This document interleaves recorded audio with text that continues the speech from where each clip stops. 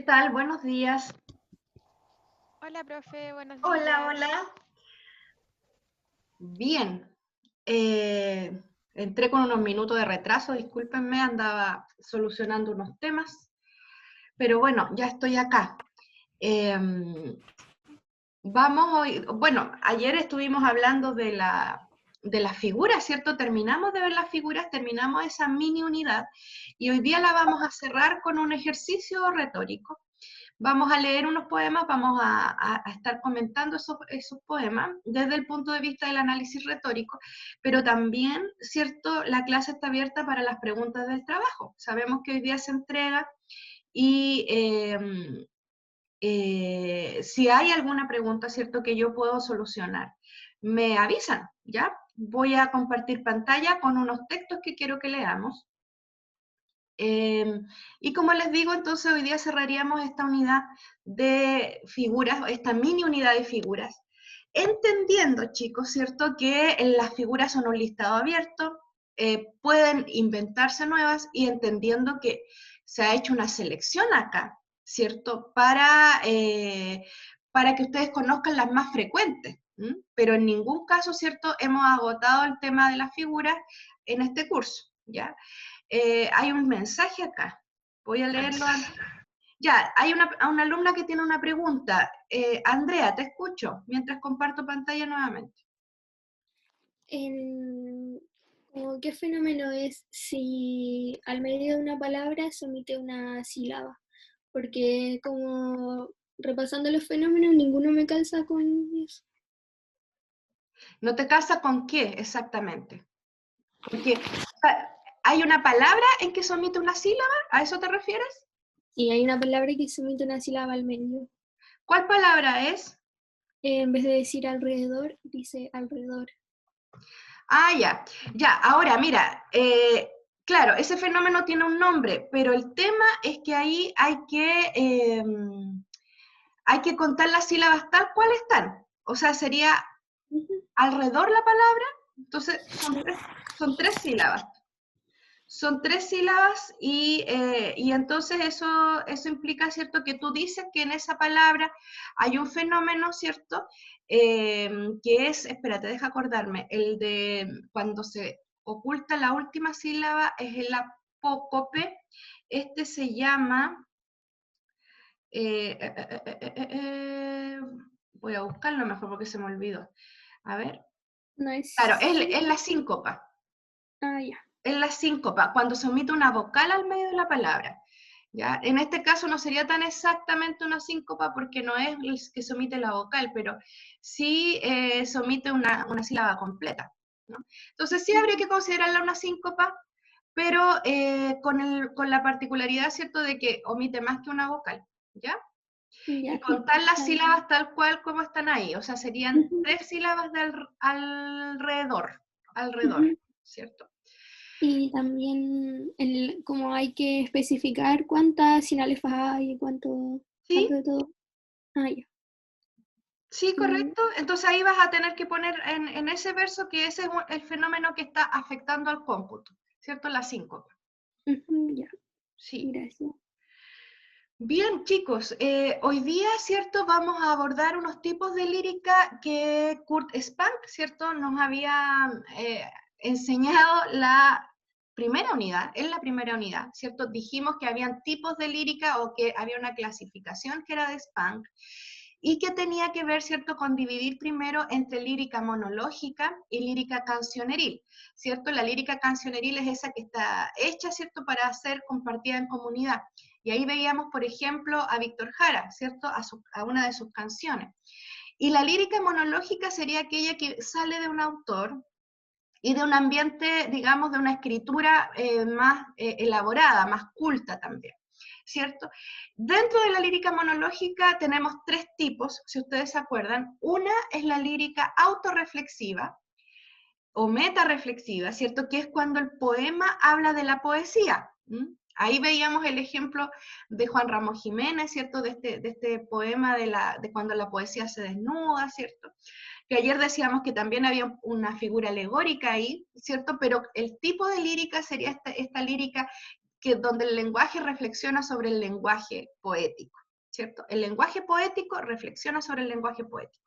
Hay otros dos tipos de lírica monológica, y una, ¿cierto?, es la lírica de vivencias íntimas, que es la más frecuente, y que es una lírica donde justamente el hablante o el sujeto poético expresa su interioridad, su subjetividad, expresa alguna situación que tiene que ver, ¿cierto?, con el yo.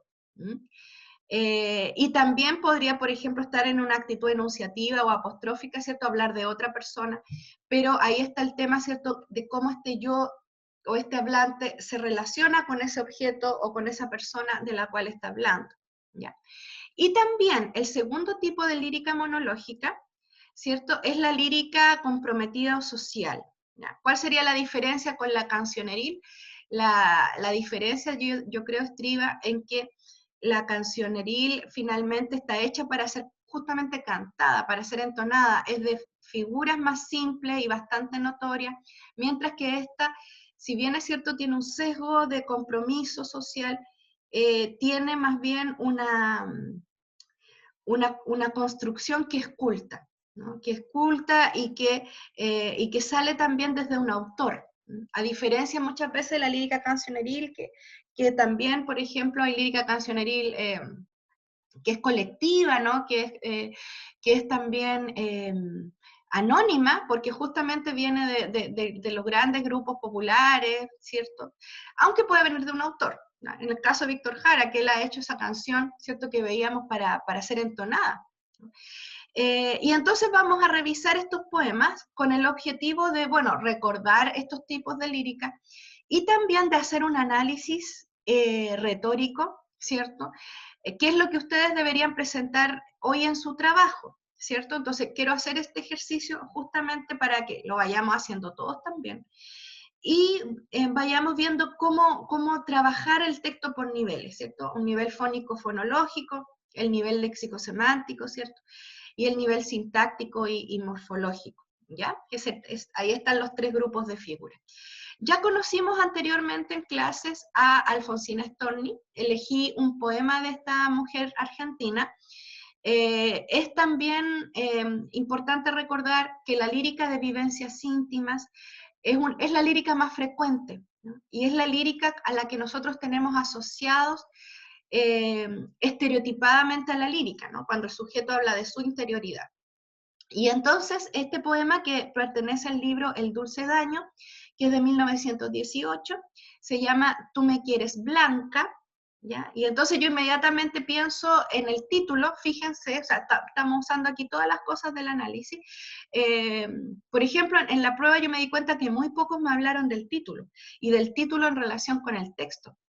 Entonces, aquí fíjense, ya inmediatamente en el título nosotros tenemos una intención apostrófica, hay una intención de diálogo, tú, le está hablando un tú. Y este tú expresa, según la hablante, expresa un deseo, que la quiere de una determinada manera, y esta determinada manera es blanca. Ahora, la primera pregunta, ¿cierto?, antes de leer el poema es, ¿qué se entiende por blanca? ¿Qué se entiende por blanca? Entonces vamos a leer el texto y lo vamos a ir separando por niveles para hacer un análisis, por supuesto no exhaustivo, pero un análisis que lleve a entender un poco más cómo se hace el análisis retórico, ¿cierto? El poema dice así: tú me quieres alba, me quieres de espumas, me quieres de nácar, que sea azucena, sobre todas casta, de perfume tenue, corola cerrada. Ni un rayo de luna filtrado me halla, ni una margarita se diga mi hermana. Tú me quieres nibia, tú me quieres blanca, tú me quieres alba. Tú que hubiste todas las copas a mano, de frutos y mieles los labios morados, tú que en el banquete cubierto de pámpanos dejaste las carnes festejando abajo. Tú que en los jardines negros del engaño, vestidos de rojo, corriste al estrago. Tú que el esqueleto conservas intacto, no sé todavía por cuáles milagros. Me pretendes blanca, Dios te lo perdone. Me pretendes casta, Dios te lo perdone. Me pretendes alba. Huye hacia los bosques, vete a la montaña, límpiate la boca, vive en las cabañas, toca con las manos la tierra mojada, alimenta el cuerpo con raíz amarga, bebe de las rocas, duerme sobre escarcha, renueva tejidos con salitre y agua, habla con los pájaros y lévate al alba. Y cuando las carnes te sean tornadas, y cuando hayas puesto en ellas el alma, que por las alcobas se quedó enredada, entonces, buen hombre, preténdeme blanca, preténdeme nibia, preténdeme casta. ¿Cierto? Este es el poema de Alfonsina Storni, y entonces yo creo que ya ustedes están en condiciones de hacer ciertas operaciones sobre el texto. Supongamos que ustedes tienen una clase en sus prácticas pedagógicas que ya empiezan el próximo año, ¿cierto? Tienen que enseñar lírica y tienen que trabajar con este poema de Alfonsina Storni. ¿Qué harían con sus alumnos metodológicamente para que ellos pudieran entender el poema? O sea, hasta el momento, ¿cómo ustedes enseñarían lírica a partir de este poema? A ver, un par de ideas que me digan qué es lo que ustedes utilizarían del curso que hemos visto hasta el momento, ¿cierto? Lo que hemos visto hasta el momento, o qué creen ustedes que falta para entender el poema, qué entienden del poema también, ¿cierto? Y qué quizás aprendieron por otro lado o se les ocurre a ustedes para hacerlos llegar, ¿cierto?, a un significado o a varios significados de este texto. ¿Qué harían con sus estudiantes? A ver, quiero escucharlos.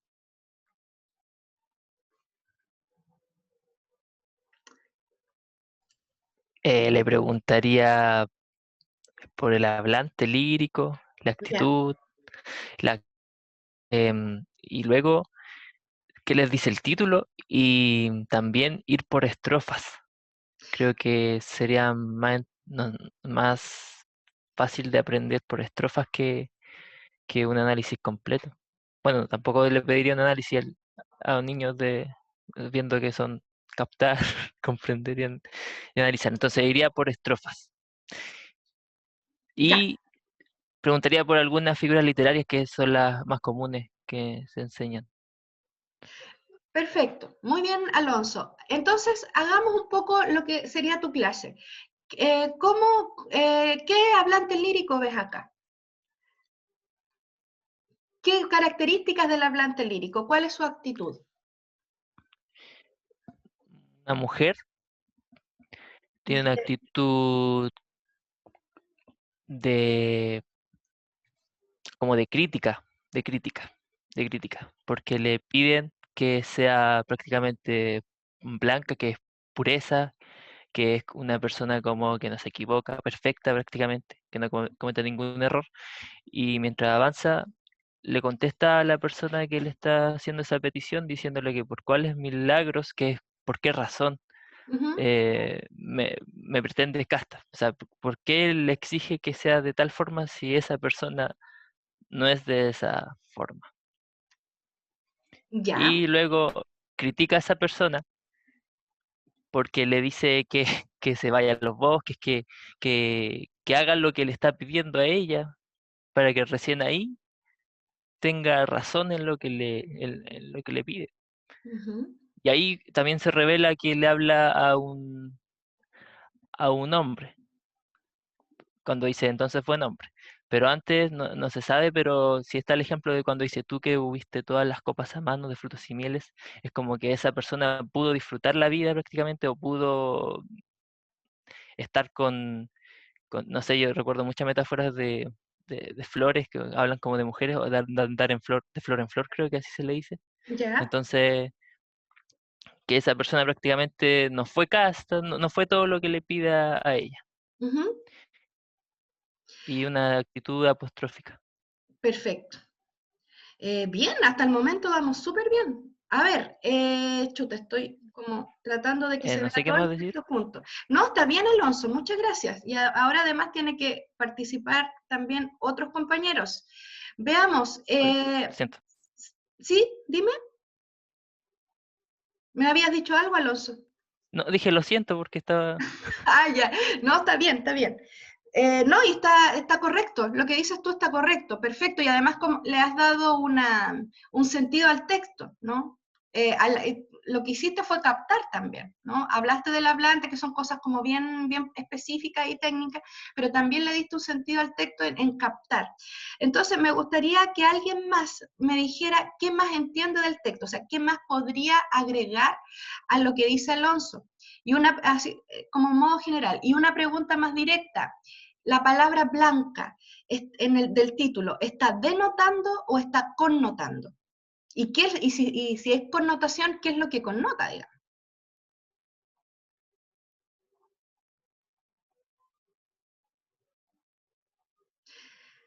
A ver, ¿a quién tengo en pantalla aquí? Denise Novoa. Denise, ¿estás por ahí? Denise.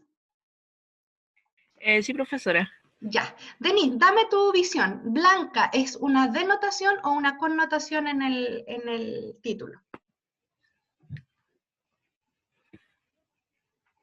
¿Te acuerdas lo que era la denotación y la connotación? ¿O no te acuerdas? Sí. Ya, perfecto. Estoy viendo. ¿Sí? Dame un segundo. Sí, sí. Y en cuanto a lo que podríamos agregar del poema, ¿qué más entiendes de lo que dice Alonso? Y si estás de acuerdo también con lo que él dice.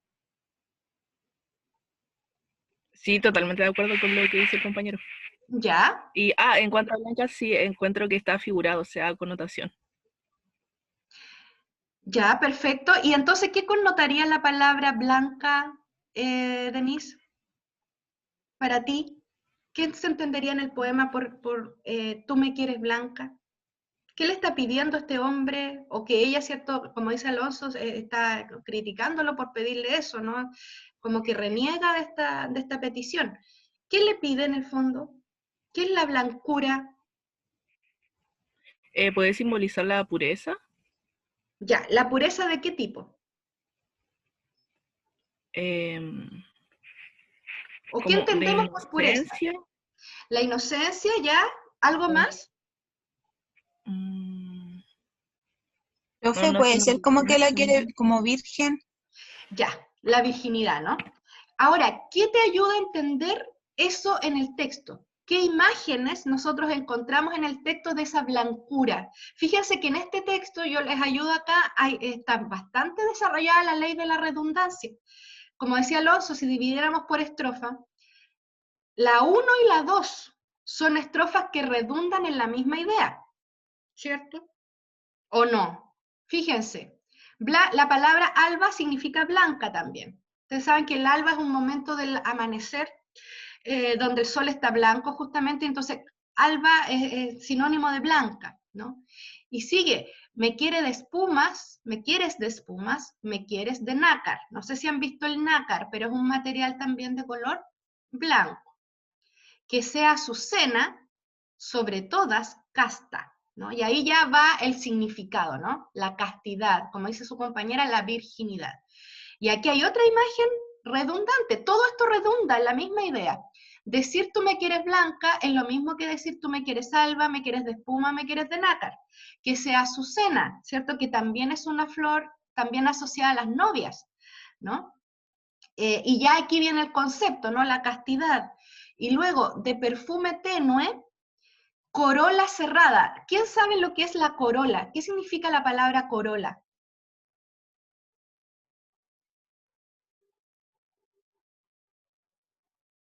Es una parte de las flores. Sí, una parte de la flor. Perfecto, es una parte de la flor. Y aquí dice corola cerrada. Y justamente aquí nos acordamos de este imaginario de las flores del que habla Alonso. Y entonces, si una mujer es una flor cerrada, se está refiriendo evidentemente a qué.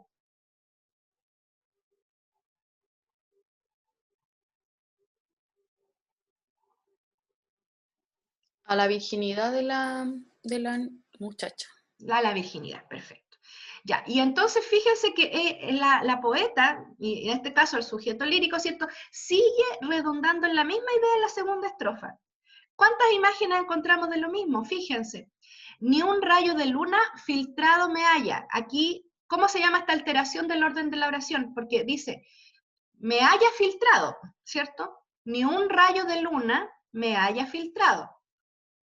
Es decir, que nada la haya penetrado, ¿cierto? Ni siquiera un rayo de luna. Y entonces, fíjense que el rayo de luna acá es una imagen fálica, digamos, ¿no?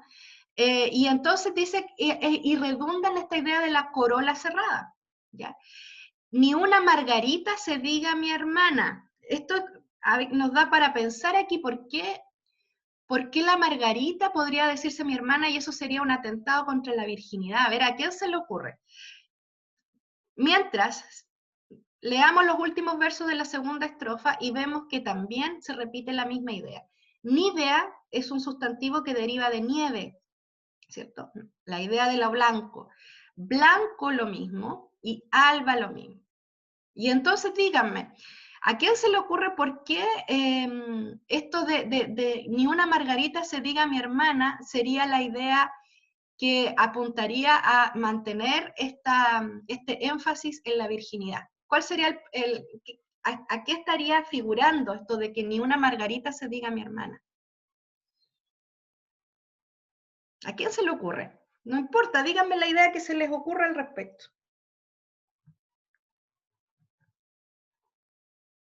A ver, Francisca Muñoz, que estabas comentando delante.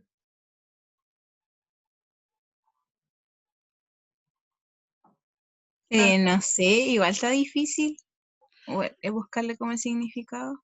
Está difícil, pero ¿qué se te ocurre a ti? O sea, ¿cuál sería el punto acá para mantener esta idea de castidad, ¿no? O sea, ¿en qué atentaría a la castidad? ¿Sí? Profe, puede ser porque las margaritas son abiertas, Ya, una flor. muy bien, perfecto. Ahí tenemos un sentido. ¿A alguien se le ocurre algo más? A mí se me ocurre que quizás como que implica mujeres, así como que tampoco la deja involucrarse con mujeres, como algo así. Tener amigas. Sí, Ya, perfecto, Andrea. Muy bien. Ahí hay otro sentido y los dos están perfectamente correctos. ¿A alguien se le ocurre un tercer sentido? Porque yo creo que estos dos versos tienen tres sentidos. O sea, en mi visión. Puede que hayan otras lecturas. Pero las que han dicho están muy bien y era lo que más o menos yo captaba. Pero hay un tercero. ¿A qué se asocian las margaritas generalmente? Aparte de su forma, ¿cierto? Que es abierta. ¿Qué A la tienen que ver las sonrisa, margaritas? ¿A qué? a la sonrisa. ¿Por qué, Alonso? En la cara cuando una persona sonríe, bueno, no todas le dicen, no, se te ve la margarita. Ya. Entonces, en este caso sería la margarita de una sonrisa, es decir, como si que nadie la puede cortejar. Como, también como coquetona, ¿no? Las Sí, margaritas en la cara se ven como una sonrisa coqueta, ¿cierto? Entonces esta no sería cualquier amiga, sería una amiga que digamos, de alguna manera es como, eh, eh, no sé, simpática, ¿cierto? Y que atrae a los hombres, ¿no? Ya, perfecto. Y otro sentido más incluso diría yo. Recuerden esto de la margarita que está en la tradición popular, de me quiere mucho, poquito, nada, ¿cierto? Y entonces también podríamos pensar que este juego inocente de muchas niñas, ¿cierto? Antiguas quizás, me quiere mucho, poquito, nada, sería algo que está recuperando Alfonsina Storni en el poema, para decir que en el fondo esta niña nunca estuvo interesada en amores, ¿no? Porque en el momento que se deshoja la margarita para saber si alguien te quiere, o sea, en este juego mágico, ¿cierto? Medio inocentón, ya significa que esta niña estuvo interesada en algún amor, ¿cierto? Podría ser, son distintos sentidos que tiene el texto. Ya, ahora, yo quiero que miren la tercera estrofa y que me digan qué palabras no entienden de acá. Tú que viste todas las copas a mano, esto también es bueno que lo hagan con sus estudiantes, ¿no? Primero, subrayemos todas las palabras que no se entienden, para que las aclaremos. ¿Qué no entienden de acá, de esta tercera estrofa? Ubiste es tener, ¿cierto? El verbo, ¿sí? Baco, no sé qué significa. Baco es el dios Dionisio, también conocido, que es el dios del vino, griego, ¿ya? ¿Alguna otra palabra que no se conozca? Pámpanos, ¿saben lo que son los pámpanos? ¿Pámpano, conocen la palabra o no? El pámpano es una parte de la uva, de la vid, ¿ya? Entonces, aquí, ¿en qué está redundando con relación, a qué relaciona al hombre? En toda esta parte, si tenemos la palabra banquete, pámpanos, baco, ¿cierto? Frutos y miel, labios morados. ¿A quién se le ponen los labios morados? ¿Qué pasa cuando alguien usa los... O sea, ¿por qué? ¿Por qué se le pondrían los labios morados a una persona? ¿Por el vino? Por el vino. Entonces, este hombre, ¿qué es lo que ha tenido, digamos, en su trayectoria? Ha tenido, parece, una vida más bien cargada al copete, digamos, ¿no? Porque claro, podríamos interpretarlo de una manera más metafórica, ¿cierto? Que las copas implican netamente la diversión y la, qué sé yo, la frivolidad, etcétera. Pero también la estrofa es bastante clara al asociarlo a él al vino, ¿cierto? ¿O no? Porque dice que en el banquete dejó las carnes festejando a Baco, que es el dios del vino, ¿sí?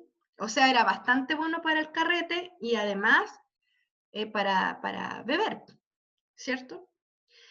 Bien, y entonces, considerando solo estas 3 estrofas, ya, segmentando el texto, a nivel fonético, fonológico, ¿qué captan acá de sonido en este texto? Sonido, sonido. ¿Cuáles son los fenómenos de sonido? Solo esto. ¿O cuáles son los fenómenos sintácticos de las figuras que vimos? ¿Cuál recuerdan acá que aparezca en estas 3 estrofas de Alfonsina Storni? Partamos por lo más obvio. Profesora, ¿Sí? ¿puede haber una aliteración en el ¿A dónde? en la primera estrofa con la letra S? Me quieres, Alba, me quieres de espumas, me quieres de nácar, azucena. Ya, perfecto. Muy bien. Quizá es poco perceptible. Hay cosas más perceptibles en esa estrofa, pero sí, concuerdo contigo. Sí. ¿Qué más? Ya.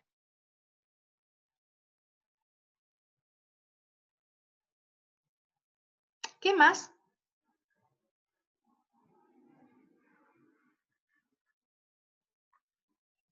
De lo que sea, de las figuras de sonido, de las figuras sintácticas o la semántica. Profe, no me acuerdo de la figura, pero se repite como 3 veces, me quieres. Ya, Anáfora. esa se llama anáfora. Anáfora. Sí. Anáfora. ¿Cuántas anáforas hay en estas 3 estrofas? Tenemos 2. versos 2 y 3, correcto. ¿Y las otras dónde están? Después la segunda estrofa igual. Aquí, ¿cierto? Tú me quieres. Estas son anáforas. Ya, perfecto. ¿Qué más? A ver. Profe, una anáfora puede comportarse también como isocolon. Isocolon. Isocolon, sí, también, o sea, es muy bien, Alonso. Es una anáfora y además es un isocolon. Perfecto. Bien, tanto en la primera anáfora como en la segunda. Bien. ¿Se acuerdan que el isocolon es el paralelismo? Entonces tenemos pronombre, ¿cierto? Después este otro pronombre, el verbo y el adjetivo. Sí, muy bien. ¿Qué más?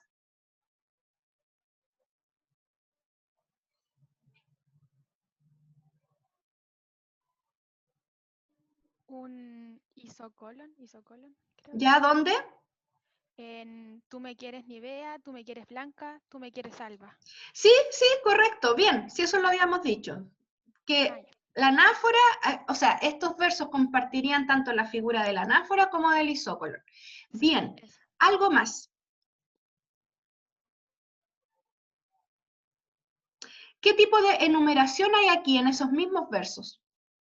¿Es gradación, es enumeración o es enumeración caótica? Porque también se dan cuenta que es una enumeración, ¿cierto? Tú me quieres Nivea, tú me quieres Blanca, tú me quieres Alba.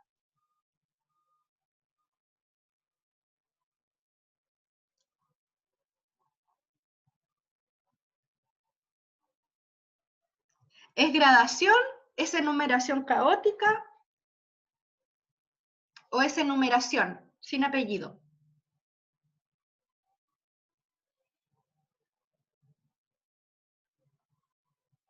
Habría que ver, si ustedes se fijan, habría que ir al diccionario y ver hasta qué punto Nivea podría ser un grado mayor que Blanca y luego Alba un grado menor que Blanca. Y ahí yo creo que hay una gradación, ¿ya? Pero acá, ¿cierto? Tenemos Claro, una gradación probablemente, aunque habría que corroborarlo con el diccionario. Siempre que hagan un análisis de texto poético, vayan al diccionario, ¿ya? Es muy importante para tener los semas de las palabras y las connotaciones culturales. Ya, ¿qué más? Por ejemplo, el hecho de que nosotros sepamos, ¿cierto?, que este hombre era bueno para beber y que y ella le dice, ¿cierto?, que tuvo los labios morados. ¿Qué figura es esta? Porque está aludiendo por a su afición al vino, ¿cierto? Y entonces si le dice que los labios los tuvo morados de frutos y de mieles, aquí hay un hiperbatón, la alteración del orden de la oración, ¿cierto? Tú que hubiste o que tuviste todas las copas a mano, los labios morados de frutos y mieles, eso es un hiperbatón. Y entonces, los labios morados, ¿qué vendría siendo? Una comparación, una imagen, una metáfora, una alegoría. ¿Qué tipo de figura hay acá? Semántica.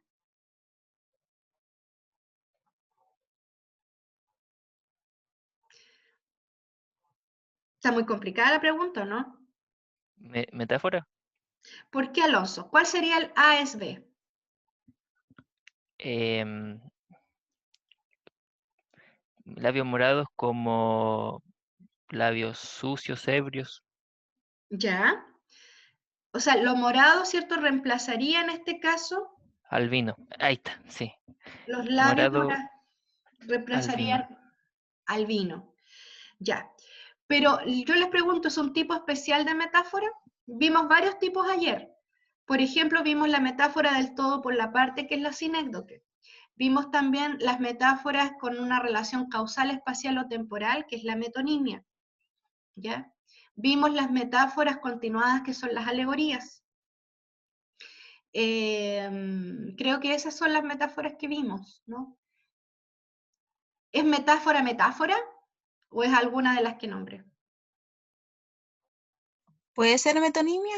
¿Por qué? Porque la causa del vino le provocó los labios morados. O Perfecto. de los frutos y mieles, en este caso. Perfecto. Sí, ¿quién dijo eso? No te veo aquí en la pantalla. Francisca. Francisca, sí. Alonso tiene razón al decir que es metáfora, pero tú tienes más razón al decir que es esta metáfora específica que es la metonimia. Perfecto. Y acá, fíjense, ¿cierto?, que esto sigue el texto metaforizando con distintos énfasis, con distintos tipos de metáforas, la situación, ¿cierto?, de que en el fondo este hombre era dado al alcohol, ¿cierto? Y al estar dado al alcohol, o sea, no tiene, en el fondo es lo que reprocha el hablante, que no tiene altura moral para venir a pedirle virginidad a ella. Ahora, podríamos decir si eso es lícito, ¿no? Y podríamos conversar, y este texto podría dar pie para hablar de todo el imaginario patriarcal social, ¿no? De que muchas veces para las mujeres las exigencias son bastante tremendas desde el punto de vista moral, mientras que para el hombre hay más permiso, ¿no? Para hacer distintos tipos de, llevar a cabo distintos tipos de acciones que en una mujer son reprochables. No sé si han escuchado eso de que a mucha gente que dice que tolera que los hombres fumen, pero que cuando ven a una mujer fumando no les gusta. No sé si han escuchado eso, no sé si es tan válido, yo alguna vez lo escuché. ¿Ya? Pero hay aquí en este texto un imaginario patriarcal que la poeta reniega, ¿no? Y que rechaza profundamente, ¿no? Poniendo de testigo a Dios también, ¿no? Y entonces, volvamos, sigamos leyendo, porque no quiero hacer una lectura tan exhaustiva, solamente quiero mostrarles que es muy importante, en primer lugar, que ustedes trabajen sus textos con un diccionario al lado. En segundo lugar, que tengan el listado de figuras, para que vayan, y ojalá se hagan un esquema, para ir colocando, por ejemplo, todos los tipos de metáforas, ¿ya? Y ver, ¿cierto?, cuál es la que más calza con una situación ahí, ya, con un fenómeno en el texto. Y es muy importante también mirar el texto por niveles, ya. Primero veamos el sonido, primero veamos después veamos la sintaxis, después veamos lo semántico. Por ejemplo, nadie me ha dicho nada sobre la rima acá. ¿Hay rima o no? Alba, espumas, nácar, azucena, casta, tenue, cerrada. Primera estrofa. Segmentemos ahí, como decía Alonso, la primera estrofa. ¿Hay rima en esa primera estrofa? Natalia Paz Rivera, te veo aquí en línea. ¿Tú consideras que hay rima? Sí. A ver, Natalia, ¿cuál es la rima? ¿Asonante? ¿O no? ¿En qué versos? Ah, Alba, Nácar, Casta. Correcto. Va en los versos impares. Es Exacto. AA la rima, asonante. Muy bien, ¿cierto? Mientras que, ¿qué pasa con los versos pares? Espuma, azucena, tenue. ¿Lo saben? Quedan libres nomás. ¿Ya? Aquí, ¿Versos fíjense, libres? quedan libres. Y solamente riman los impares. Es AA. Y si nosotros seguimos mirando, ¿cierto? Todos los impares tienen la rima AA. Aya, hermana, blanca, ¿cierto? Pero acá se interrumpe, Profesora. ¿cierto? ¿Sí, Andrea? Y entre azucena y tenue, ¿no hay una rima sonante? O sea, esa es otra duda que tengo. Como ya la rima sonante tiene que, a partir de la última vocal acentuada, después tienen que rimar todas las vocales, o puede solamente rimar la última, como la vocal acentuada. Bueno, en azucena, lo único que tenemos con tenue en común es que ambos acentúan la voz en la E. Pero si tú te fijas, la terminación de azucena es en A, mientras que la palabra tenue termina UE. Por lo tanto, aquí no hay rima, ni siquiera de perceptibilidad degradada, que podría ser el caso, que podría ser el caso de que tenue rimara acá con una palabra terminada en E y que se saltara la U. Podría ser un caso de perceptibilidad degradada, pero la A es muy distinta a UE. Entonces, entre azucena y tenue no hay rima. Fíjense si no suenan igual, pues azucena, tenue, solamente coinciden en que la E es la vocal tónica, pero la terminación no. La rima siempre es la coincidencia vocálica a partir de la última vocal acentuada. Para que fuera rima sonante, azucena tendría que rimar, por ejemplo, con Elena, ¿cierto? Bueno, ahí sería consonante, pero quizás con, a ver, una palabra que termine estrella, por ejemplo, ¿cierto? Azucena y estrella, ahí sí tendríamos rima sonante. O tendríamos que hacer que tenue rimara con una palabra con perceptibilidad degradada, con una palabra, ¿cierto?, que sea rima EE. Por ejemplo, lee, tenue, ahí habría rima de perceptibilidad degradada, ¿ya? Pero no, aquí no.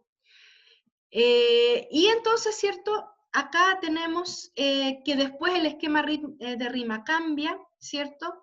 Habría que ver, ¿cierto? Bueno, sigue rimando alternadamente, por ejemplo, manos. Aquí hay no hay perceptibilidad degradada. Manos, morados.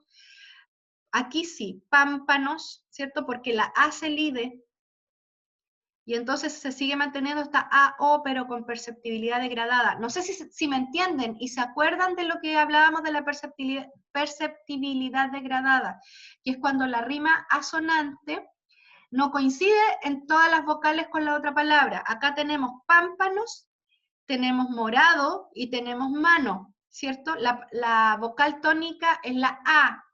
Mano, morado, pámpano. Acá está la vocal tónica de pámpano, y es como que la A de en medio de la palabra se omite el sonido, ¿cierto? Y seguimos teniendo este AO, pero perceptibilidad degradada, porque no es exactamente igual que mano y morado, ¿ya?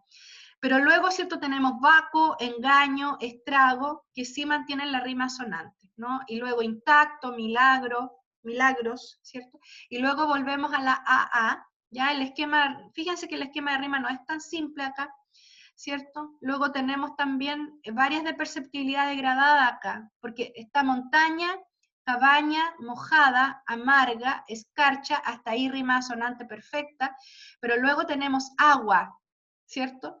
Y entonces aquí hay perceptibilidad degradada entre escarcha y agua, porque se sigue manteniendo la AA, pero se añade una vocal que interrumpe un poco la perfección de esta rima sonante, ¿cierto?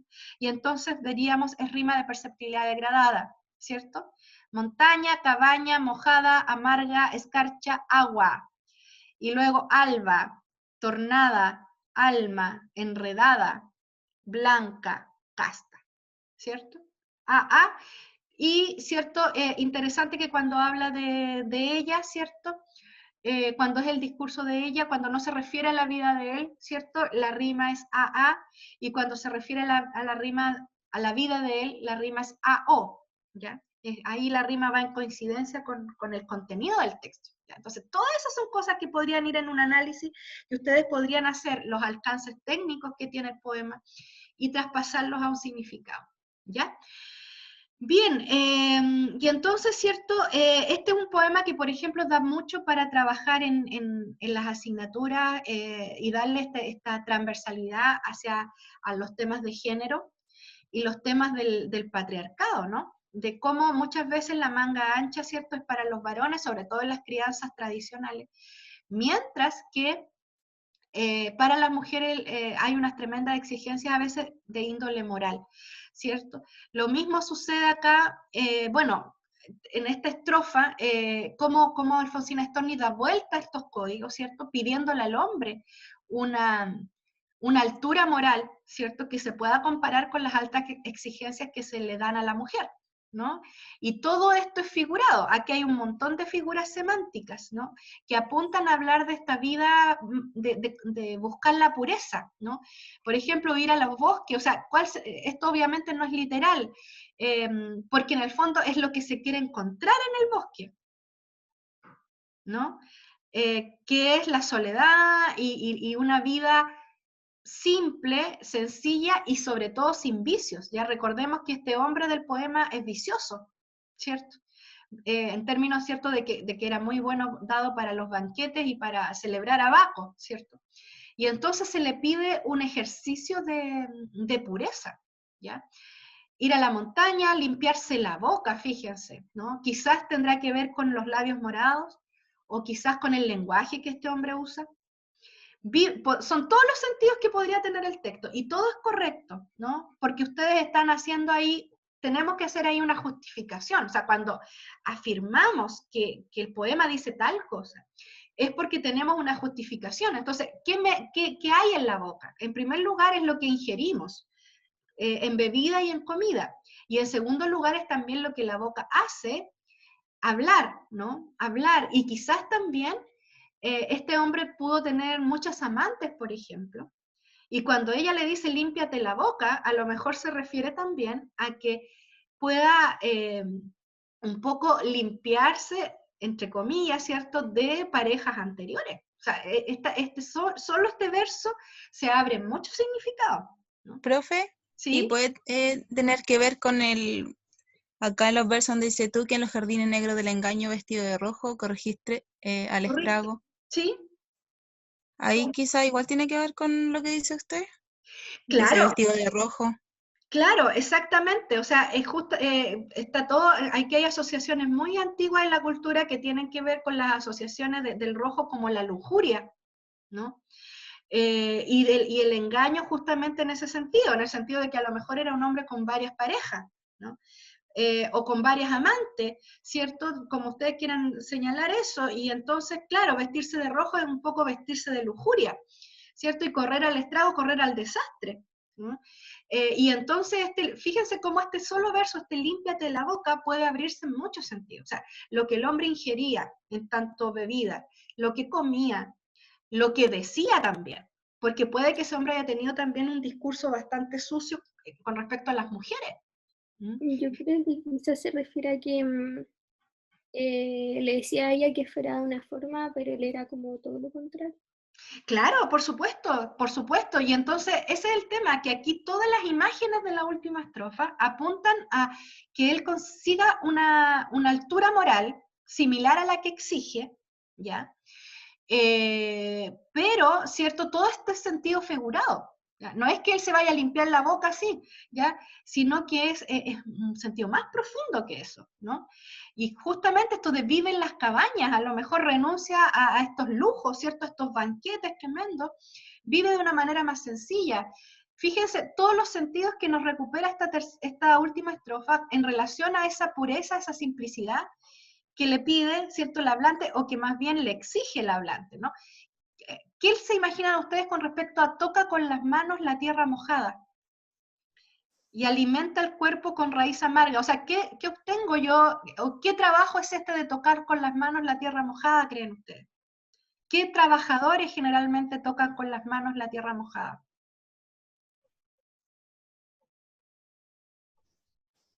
Los agricultores, quizás. Ya, perfecto. Podría decirle, anda a trabajar mejor, ¿no? Anda a trabajar y anda a trabajar duro. O sea, que el cuerpo que está habituado a los placeres se habitúe al trabajo digno, ¿no? Y a un trabajo humilde, sencillo, ¿no? Y luego alimenta el cuerpo con raíz amarga, bebe de las rocas. Fíjense que aquí ella apunta a todos los hábitos de este hombre, ¿no? Que al parecer era bastante bueno para el diente, ¿no? Para comer. Y entonces ella le dice como hace dieta, digamos, pero no hace dieta en el sentido moderno del término, sino en el sentido de un poco conservar la sobriedad de los alimentos, ¿no? La raíz amarga probablemente el de los frutos silvestres del bosque. Y luego bebe de las rocas, que beba agua, agua de las vertientes, que no siga tomando vino, ¿cierto? Y luego viene una serie también de consejos, por decirlo así, ¿no? Que tienen que ver con también lograr la sobriedad, ¿ya?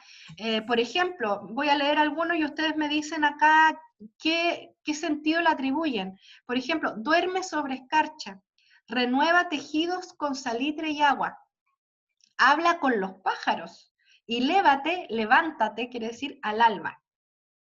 Y cuando las carnes te sean tornadas, o sea, cuando tu cuerpo haya cambiado, y cuando hayas puesto en ellas el alma, que por las alcobas se quedó enredada, entonces haz tú tus exigencias.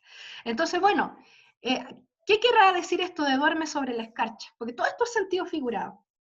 Fíjense, duerme sobre escarcha, renueva los tejidos con salitre y agua. Luego hay otra, habla con los pájaros. Otra, levántate al alba. Que el alma se te quedó enredada por las alcobas. ¿Qué le quiere decir? A ver, ¿cuál es el sentido figurado de estos versos? Yo creo que quizás como pretende decir de una forma un poco literal como que se levante temprano, pero igual es como que despierte, reaccione. Ya, perfecto. ¿Cuál es la diferencia entre una persona que se levanta temprano y una que se levanta tarde, así tradicionalmente?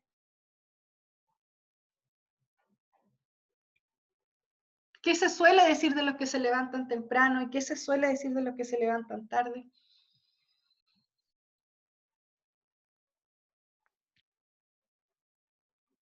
Que son como, por supuesto que es un estereotipo, ¿no? Pero ¿cuál sería el sentido de eso de levantarse temprano también? Aparte de lo que decía Andrea, que tiene mucha razón, ¿no? En esto de hacerlo reaccionar, de despertar.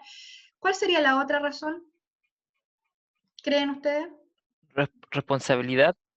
Ya, ¿cierto? O sea, el que se levanta tarde, o sea, estoy estereotipando, ¿cierto? Como dice la cultura productiva, popular, el que se levanta temprano, al que madruga Dios lo ayuda, ¿cierto? Es una persona trabajadora, y el que se levanta tarde es flojo. Entonces, así de simple, ¿no?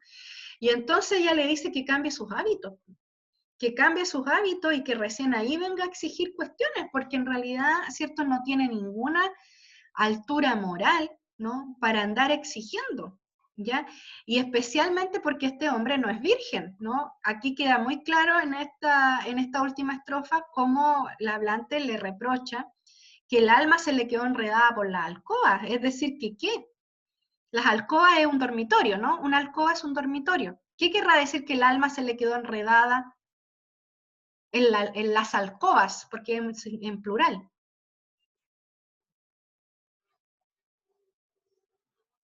¿Mm? El alma como una ropa, cuando está escapando, como que lo van a pillar, no sé. Está Ya, con la amante y y se arranca y se le queda el alma como ropa. claro. Se- Exacto. Se quedó enredado en la ropa o en las sábanas, ¿cierto? Y claro, esta imagen que también es un poco vergonzosa, ¿no? De que en el fondo anda de alcoba en alcoba y de mujer en mujer, ¿cierto? Eso es lo que se trata de decir.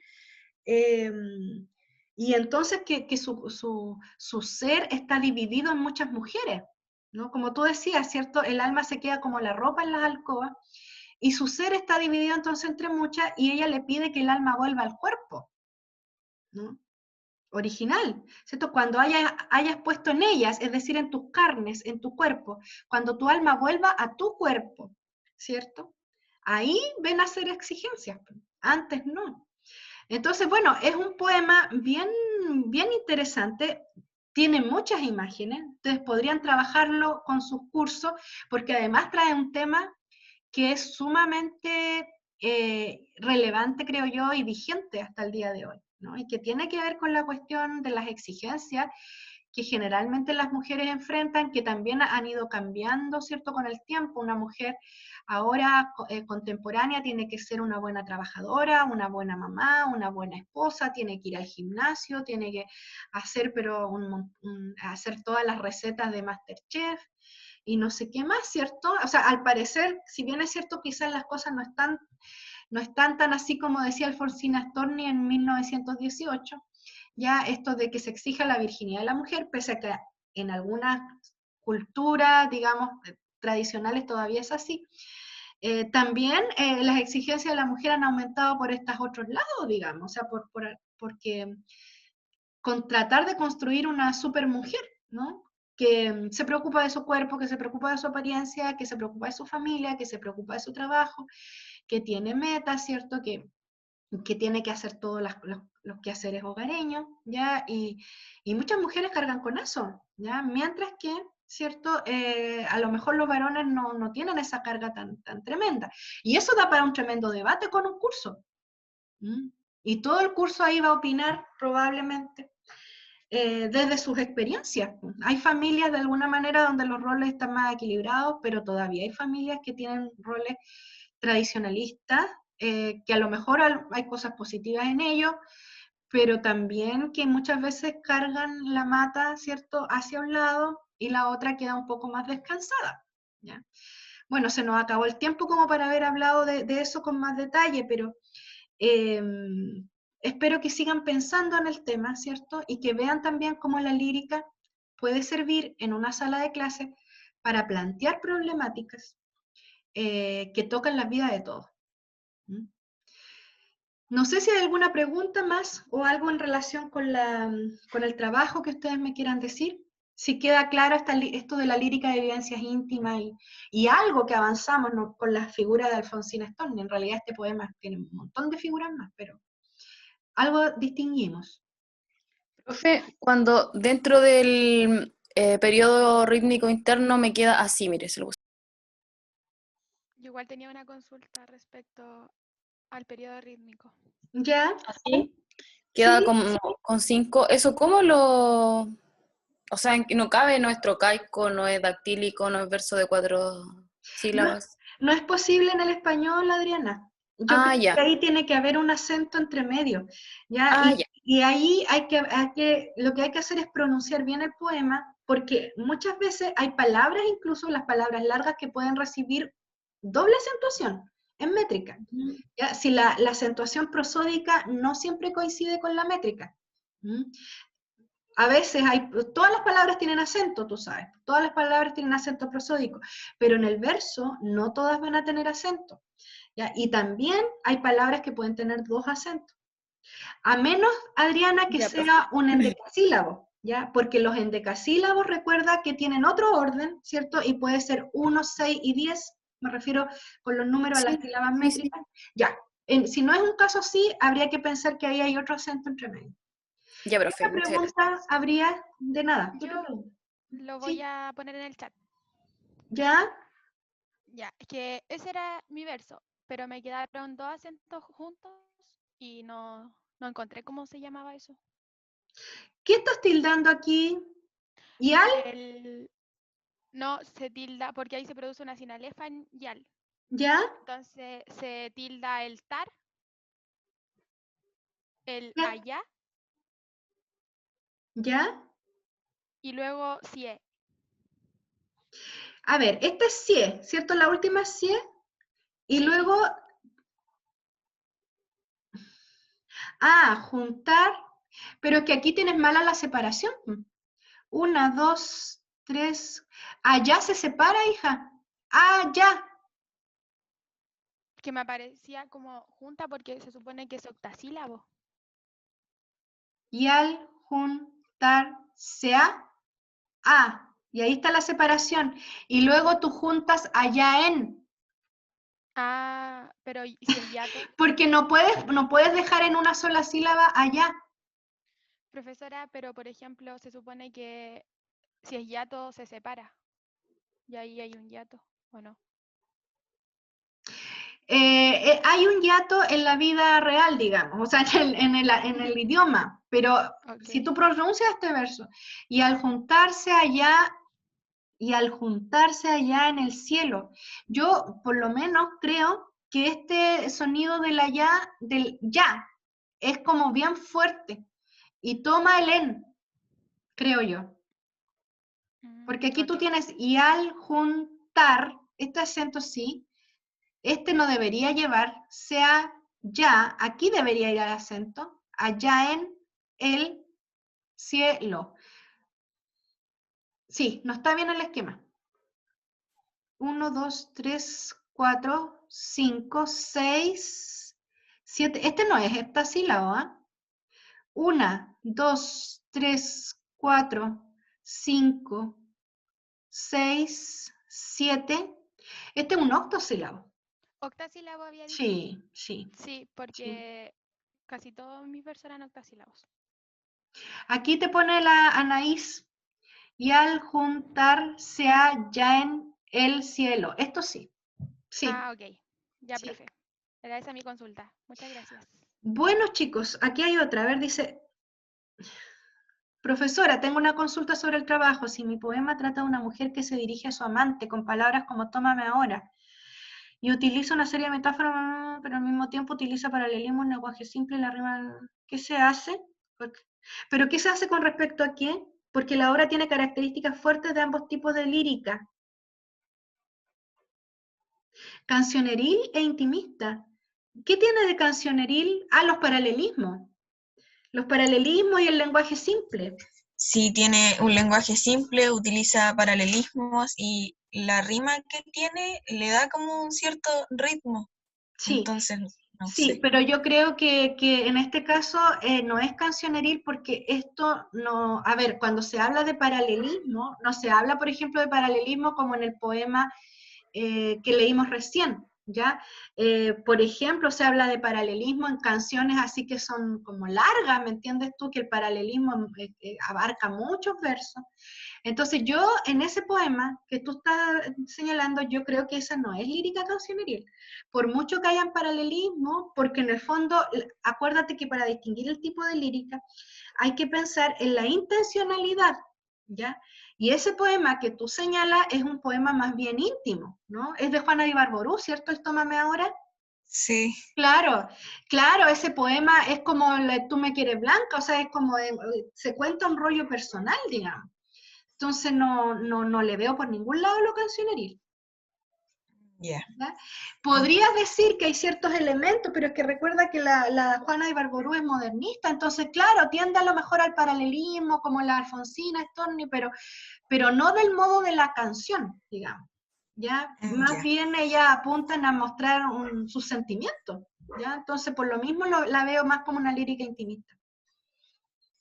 ya, profe. Muchas gracias. Bueno, aquí hay otra pregunta, dice, profesora, si el hablante lírico toma un personaje externo y se habla sobre lo que ese personaje siente, ¿sería intimista?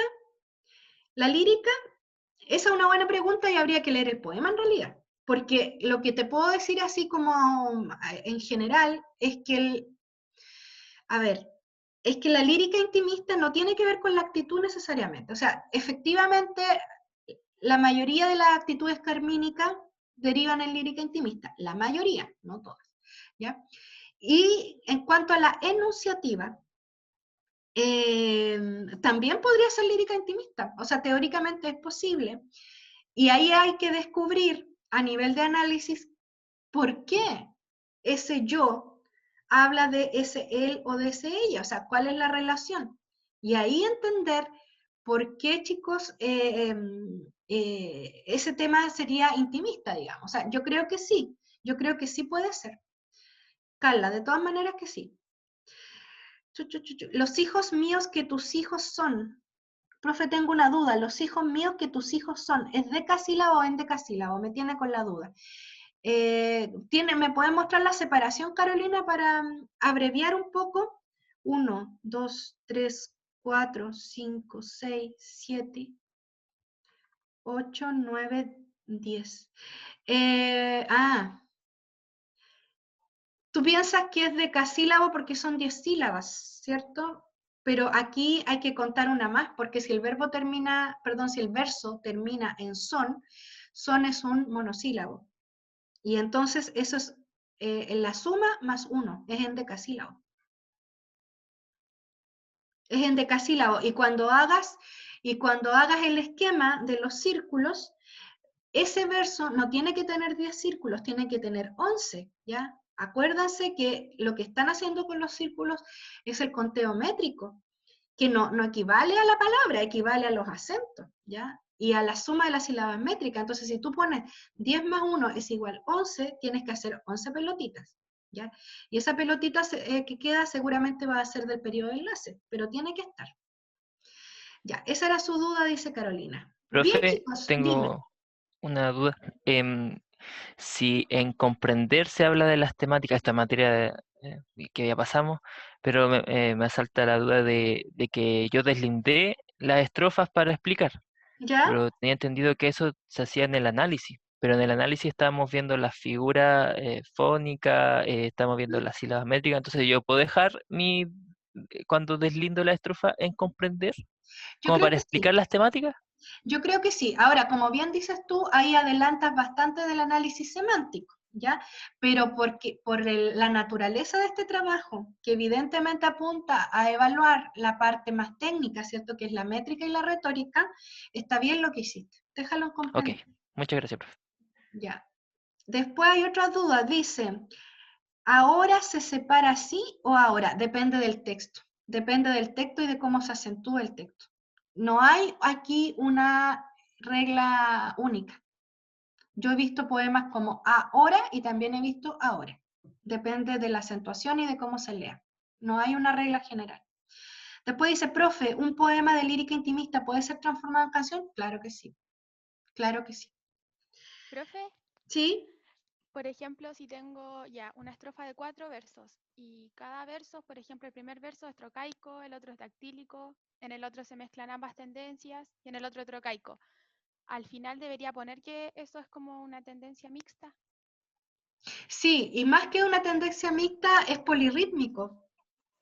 Ok. ¿Ya? Recuerden que dijimos que cuando en un poema convivían, digamos, muchos tipos de cláusulas, o sea, si conviven las trocaicas, las mixtas y las dactílicas y las de 4 sílabas, eso es polirrítmico, es un texto polirrítmico. Les aprovecho de decir que dejé en el EVA un libro en PDF, un libro que se llama Introducción al Comentario de Textos Líricos, y ahí hay un capítulo breve sobre la estructura métrica.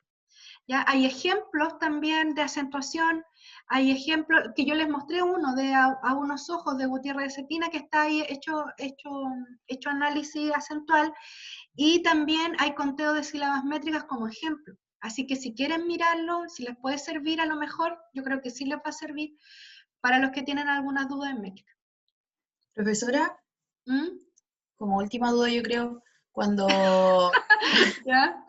cuando los versos, o sea, ambos versos, porque tengo un verso compuesto, ¿Ya? cuando ambos versos son de 4 sílabas, igual tengo que poner, ¿es igual a verso de 4 sílabas? Es que quedaría como muy largo, según yo. O sea, No, es que yo no te aconsejo que la escritura lo pongas al medio. A ver, aquí está. Me lo escribiste, dice... tú quieres como en el fondo poner podrías emplear algún tipo de forma más simple para no repetir la misma frase, si queda como muy sobrecargado. Podrías poner verso de 4 sílabas por 2 o algo así, que mostrara que las dos son por 4 sílabas, para que no ya. te quede tan cargado. O también podrías sí. emplear algún tipo de simbología que puedas explicar en el trabajo. Por ejemplo, poner verso de 4 sílabas no escrito completo, sino poner B corta 4S. Claro, sí, igual lo pensé. Y Pero explicar eso lo abajo, dejo así nomás. poner simbología y pongo- explicar. ¿Así? Ya. Pero lo dejo así nomás o pongo es igual a verso de 4 sílabas igual. Como por ejemplo con lo otro. T más T y se pone que es mixto. ¿Lo pongo igual así o no? Claro, pues tienes que ponerlo así y puedes abreviarlo Ya. como te explico. Sí. Sí, sí. Ya, profe. Gracias. ¿Ya? Profe, ¿Quién más? le quiero hacer una pregunta acerca de las rimas. ¿Ya? Lo que pasa es que mi poema tiene muchos endecasílabos. Y aquí le voy a mandar un ejemplo.